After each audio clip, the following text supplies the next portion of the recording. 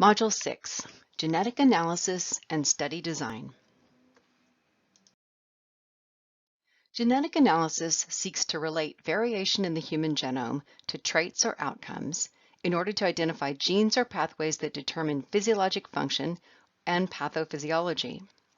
As you've learned in an earlier video, there are several different kinds of classes of DNA sequence variation across the human genome. The most common form of variation in the human genome is the single nucleotide polymorphism.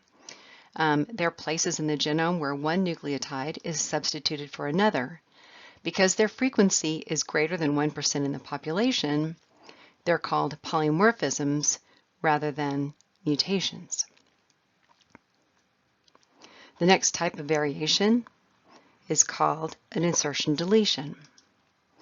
Insertion-deletion polymorphisms consist of one or many hundreds or even thousands of bases of deleted or inserted sequence compared to the normal sequence.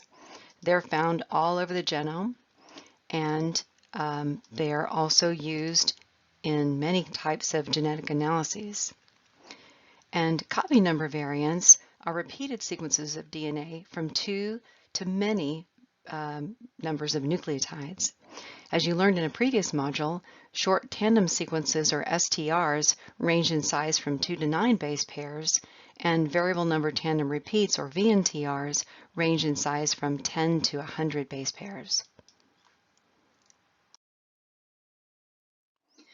Here's an example of a single nucleotide polymorphism that's represented here by a switch from an A to a T in the genome.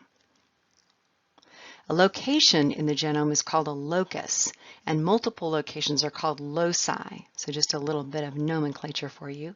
Each nucleotide in a SNP is called an allele, and since humans have 2 copies of every chromosome, a genotype is the combination of the 2 alleles.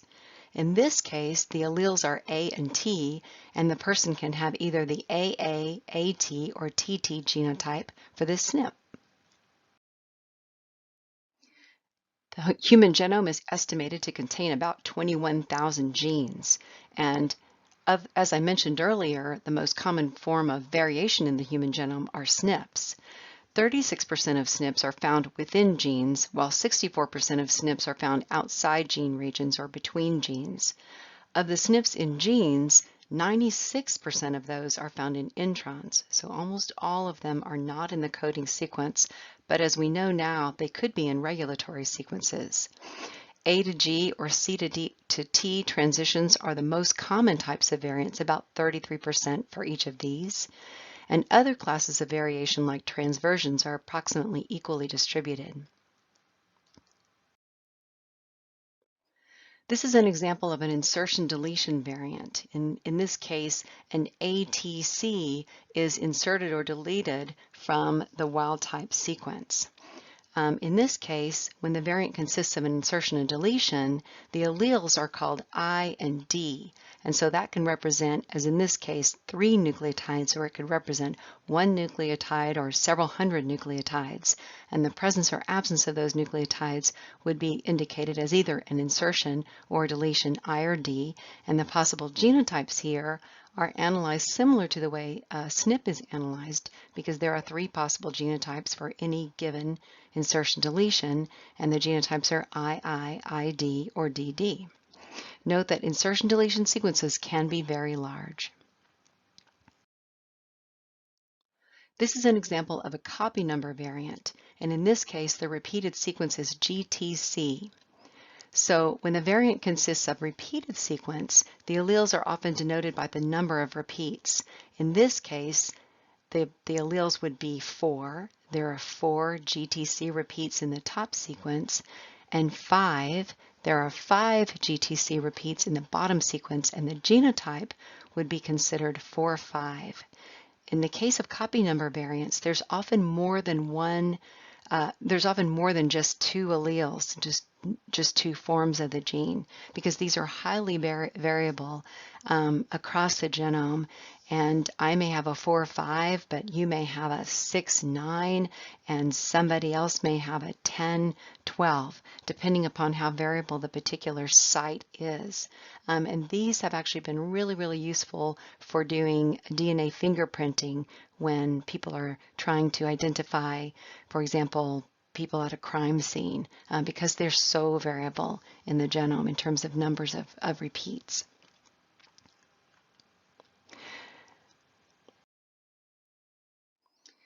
Allele frequencies can be determined from genotype frequencies, and though these equations look complicated, in fact, genetics is really just about counting things.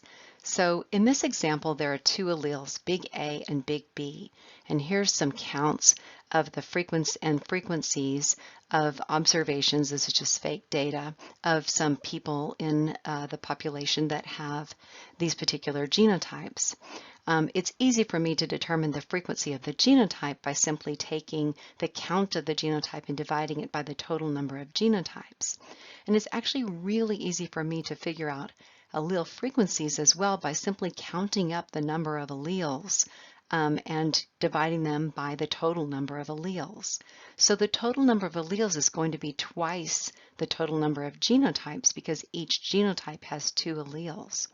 And if I specify the genotypes as being U, V, and W, just to create an equation, then the frequency of A equals P, this is just standard nomenclature, is equal to 2U plus V divided by the total number of alleles.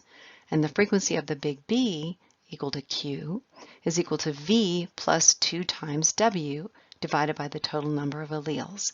In other words, the total number of A's is 333 times 2, because the AA's each have 2 A's, plus 1,025. And I would take that total and I would divide it by 4,244, and the frequency of P is 0.4. I would do the same thing for the big B allele, and I would, the total number of B's is 1,025 plus 2 times 764 divided by 4,244, and the frequency of B is 0.6. So that's how I can determine allele frequencies from genotype counts. And one check on your calculations is that the frequency of A or P plus the frequency of B or Q must always equal 1. So you can see that this certainly does. So in a population, given this example of big A and big B as the possible mating types, you can actually take those variables that we designated, the genotypes, and you can calculate the frequency with which you might see these particular mating types. So given that the frequency of an AA in the population is U, the frequency of a mating type where mom is AA and dad is AA is just the probability squared, right? So that would be U squared. And so this is how all of the different frequencies are calculated. These are the theoretical frequencies, and this is how frequently that you would see these offspring originating from those. So so if an AA times an AA in the top line is the mating type, then the frequency of an offspring that is also an AA is 1, right? Because that's the only type of offspring that you might see. And similarly, on the next line, an AA times an AB, you could see a big A, big A, AB, and then you wouldn't see any BBs in there in that particular mating type because one of the parents is AA, so you couldn't have a BB from that particular mating type.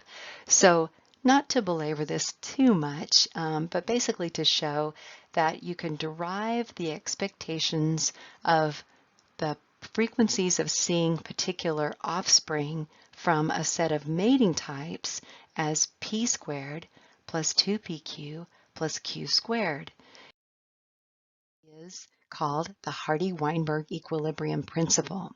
that given an egg that can possibly be big A and big B, and a sperm that can also be big A and big B, the possible combinations of those are p squared, q squared, and there's two pq's, and that basically the Hardy-Weinberg equilibrium principle says that for anything in equilibrium, this is the frequency with which you'll expect to see the genotypes given the allele frequencies. So keep in mind that Hardy-Weinberg is a population concept. Things that might cause deviation of a particular SNP or locus in the genome to deviate from Hardy-Weinberg equilibrium would be things like mutation. So obviously when a new mutation is introduced into a population, its allele frequency will take at least one generation of mating to come at equilibrium. Non-random mating can increase the allele frequencies of genes associated with the underlying cause of non-random mating. For example, tall women marrying tall men would enrich a population for tall genes. So that would be one example that might influence Hardy-Weinberg. Gene flow refers to alleles entering or exiting the population, and this is also often referred to in plants where pollens can travel through the air, sometimes really long distances, and maybe new alleles of a particular plant species reach a distant population and then cause some disruption of allele frequencies in that population. Genetic drift can occur when either parts of a population are destroyed in a very significant and immediate way due to things like natural disasters, or for example when a person or a small number of people leave a population and then begin and go pretty far from the original population and begin a new population, and that population will be out of equilibrium for a little while until mating occurs in the new population.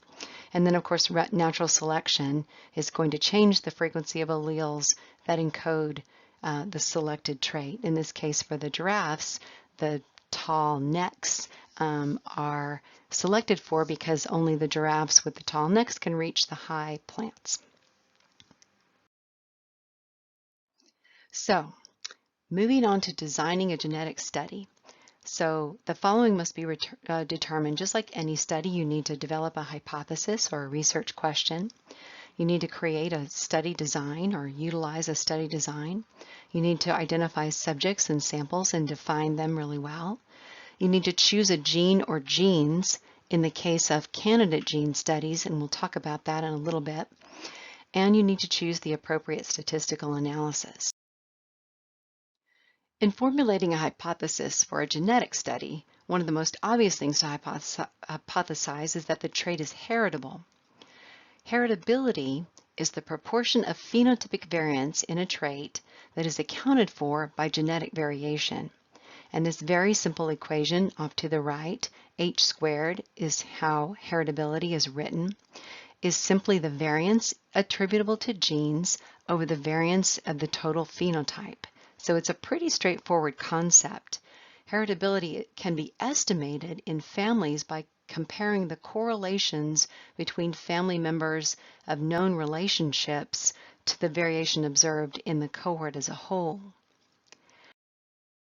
Twins are often used to estimate heritability in a given trait. If A equals the genetic variability and C equals the common environment and E equals the unique environment or the error in estimating heritability, then the variation of a phenotypic trait is equal to A plus C plus E. The variation that you see in any given trait is equal to the contribution of genes plus the contribution of the common environment to the people that are being used to calculate or estimate heritability, plus any unique environment and any error. When you utilize twin data for estimating heritability, you make several assumptions. One, in this case, MZ twins refers to monozygotic twins or twins that come from the same original egg. and it's assumed that the MZ twin correlates 100% for A, the contribution of genes to some genetic trait. In the terms of dizygotic twins, they correlate 50%, or exactly the same correlation that any two siblings would share. But the good thing about using twins is that they correlate both monozygotic and dizygotic twins, at least in the womb, correlate 100% for the shared common environment, and that MZ and DZ twins correlate 0% for unique environment or error, since error is always considered to be random. So A is equal to H squared is equal to 2 times the correlation between the monozygotic twins minus the correlation between the dizygotic twins. And literally, you're measuring these twin pairs for some trait, height or weight or food preferences or any other kind of trait that you might measure. And you're correlating twin 1 to twin 2, just like you've run many times Pearson product moment correlations. C is equal to the correlation between the monozygotic twins minus A, minus the contribution of genes. So the estimation of common environment effects are equal to the correlation between the MZ twins minus the genetic effects. And E is equal to 1 minus the correlation between the monozygotic twins. So here's an example. If the correlation between sets of monozygotic twin pairs is 0.7, so that would be a really high but not perfect correlation. And the correlation between dizygotic twins for that same trait is 0.4. So still a significant correlation, but very much less than the monozygotic twins. Then you can calculate A by taking 2 times 0.7 minus 0.4, and that would be that the heritability in this case is 0.6. To calculate C, you simply subtract 0.7 minus 0.6 and you get 0.1. So the contribution of common environment to the trait is about 10%. And E, the error, the contribution of error or unique environment is about 30% in this instance. So these are heritability is a population level estimate. It says at the level of the population, the variability observed in any given trait is explained by the variability in genes in the population. So it's not talking about individual contribution for a person, but rather contribution of genes that are heritable and variable in the population to the variability that you see in the population. Gene-environment interaction increases E, the contribution of unique environment, and it increases the influence of error in this equation. So when you're designing a genetic study, the hypothesis of the study may refer to hypothesized pathways or genes. I'm thinking already about some set of genes that may influence an outcome. I can hypothesize the effects of the outcome. I think there's going to be one significant gene, or I think there's going to be many, a multigenic kind of trait. I can hypothesize things that might moderate the effect of genes on some outcome of interest. And I can also use genome-wide studies, which we'll talk about in just a minute, to generate hypotheses. In those instances, I'm interrogating the entire genome, looking for signals that can then lead me to hypotheses about function. In selecting a study design for genetic analysis, there are two main things to consider: the variant or outcome frequency and the variant effect. So in the case where the variant or outcome frequency is low, but the effect is very strong, that would suggest that a family study is appropriate. So this would be a rare disease or a rare trait that segregates in families in which single genes strongly determine that trait. If a trait is rare, it doesn't make sense to interrogate it in an entire population. and certainly if it's genetic, it makes a lot of sense that a rare trait that's segregating should be sought after with a family-based study.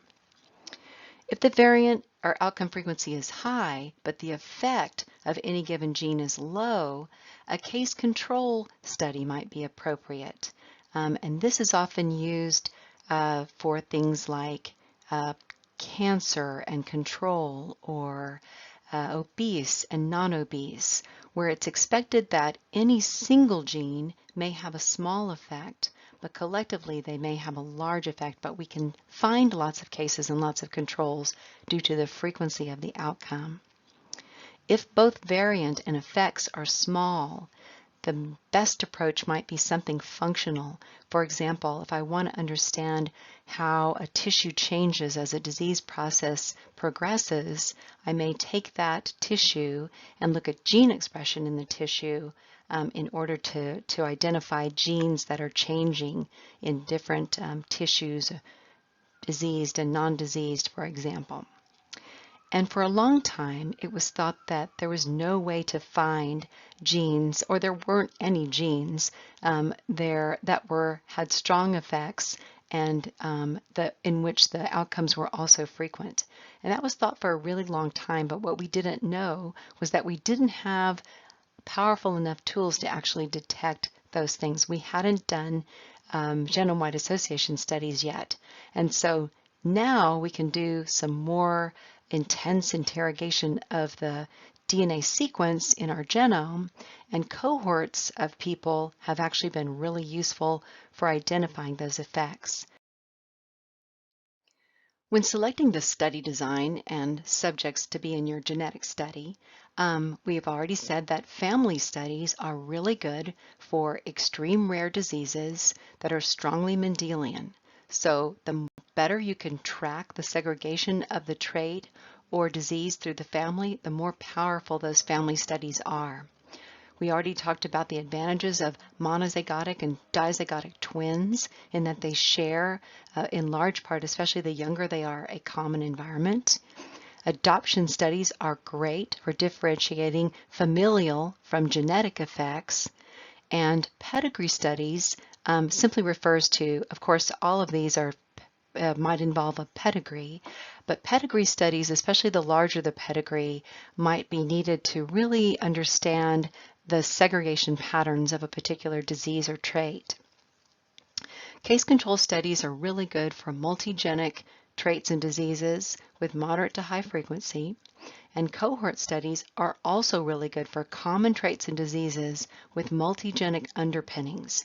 And as we noted earlier, these types of cohort studies usually require very large samples, and we'll talk about that, examples of that, and we've already seen actually that in a couple of examples. FTO is a good example of a gene that was discovered, but only in a really, really large cohort with a pretty dense interrogation of the genome. And then finally, functional studies focus on tissues or samples that can be used to examine functional pathways using arrays and all kinds of cool technologies that you've learned in previous lessons. So in terms of the subjects and samples in your cohort, you want to consider the source. Are they children in school? Are they college students from a campus? Are they families from a congregation, for example? Are they patients from a hospital? So where are you finding the subjects? Is the trait strongly influenced by gender? For example, body composition is strongly influenced by gender. So you might want to consider how you choose those samples and how you analyze them. Age can have an important effect in determining whether or not genes are important in a trait. And certainly we know that allele frequencies can vary from across racial ethnic groups. So race, ethnicity is a really important factor to consider in genetic studies. In terms of family studies, you need to consider how you're going to select the proband or the original affected person. Do you want families that have only one original person identified? Or do you want to make sure that your family has at least two affected individuals in it? And certainly, whether it's a family or a cohort, are you going to have a simple sampling design, or you're going to get multiple generations or single generations. So those are things to consider. Random sampling, which would be great for generalizability of your findings to a larger population, versus targeting selection or enrichment, and that would be important when your trait is not very common and you want to target that selection of parts of components of your sample. And then, of course, you want to very, very clearly define the exclusion criteria for not including certain people in your study. So in this lesson, there are additional resources that can describe a little bit some of the study designs and some of the cases in which you can use various types of family and cohort subjects and samples.